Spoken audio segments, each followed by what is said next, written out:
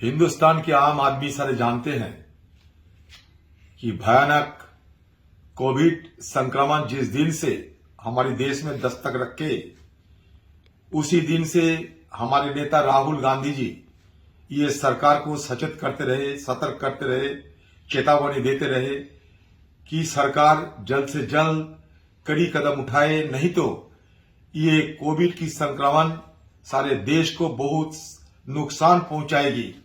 लेकिन ये सरकार राहुल गांधी जी की ये नसीहत को अनदेखी करते हुए अपना मनमानी करने के चलते हिंदुस्तान में कोविड की दूसरी लहर देश को तहस नहस कर दिए।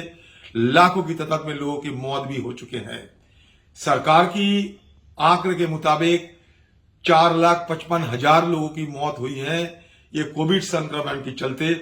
लेकिन असलियत में सारे विशेषज्ञों को कहना है कि कम से कम इससे 8 से 10 गुना ज्यादा कोविड संक्रमण के चलते हिंदुस्तान में मौत हुए हैं। तो आप समझ सकते हैं कि किस कदर ये कोविड की संक्रमण हमारे देश को नुकसान पहुंचाया, जहां लाखों की तादाद में हिंदुस्तान के लोगों को मौत की शिकार होने पड़ा, और वो भी सरकार की अनदेखी की बजाय।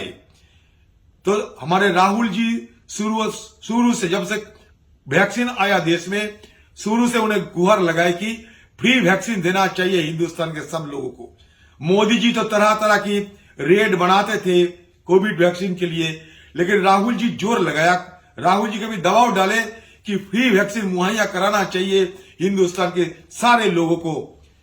राहुल जी और एक बात रखे कि कोविड के चलते जिन लोगों की मौत हो चुके हैं, उनके परिवार अनाथ हो चुके हैं, उन परिवारों को कम से कम 4 लाख रुपया, हर कोविड मृतक परिवार को 4 लाख रुपया सरकार मुआवजे के तौर पे दे।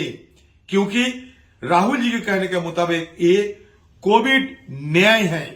आपकी अनदेखी से लोगों को मौत हुई है, सरकार की अनदेखी से, लापरवाही से लोगों को मौत हो चुकी है। तो इसलिए सरकार की जिम्मेवारी बनते हैं कि ये मृतकों को, परिवारों को मुआवजा देना। सरकार को हम ये गुहार लगाते हैं कि 50,000 नहीं, आपने कहा 50,000, सरकार कहते हैं कि 50,000 हम देंगे मुआवजा, नहीं। हमारा गुहार ये, हमारा मांग ये है कि 50,000 नहीं, कम से कम 4 लाख रुपया कोविड न्याय मुआवजे होना चाहिए।